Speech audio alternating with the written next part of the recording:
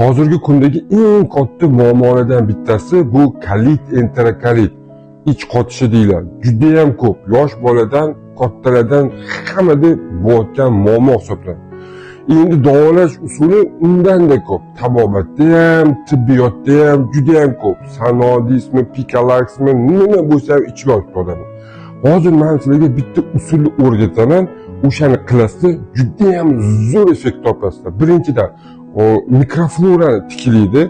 Ikkinchidan, o'sha hosil bo'lgan qalbiy massalarni eritadi va hech qanaqa nojo'ya ta'siriga ega emas. Albatta, diqqat bilan ko'rib, saqlab olib, mana shu bitta laykni bosib o'tasiz. 2 dona karom bargini olib, yaxshilab yuvib, mayda qilib to'g'raysiz. Yarimta limonni mayda qilib to'rab turib, bir choynakka solasiz, bir kosa suv qo'shib turib, 30 minut o'rta olovda qaynatasiz. Hosil bo'lgan damlamani yarim stakan 1% kefirga solib olsanglar, yaxshilab aralashtirib qo'ysanglar bo'ldi.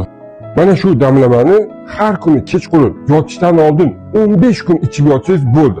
Juda ham zo'r natijaga erishasizlar. Ich qotishdan qutulasizlar, kalit va enterokalitlardan, ayniqsa dalixa sigma deydimi, o'sha kasalliklardan qutulasizlar. Ya'ni qo'shimchasiga gemoroydan qutulib, ancha-muncha tana vatini kamaytirib olasiz. Sog' bo'linglar, salomat bo'linglar. Sizlar bilan doktor Kamilov.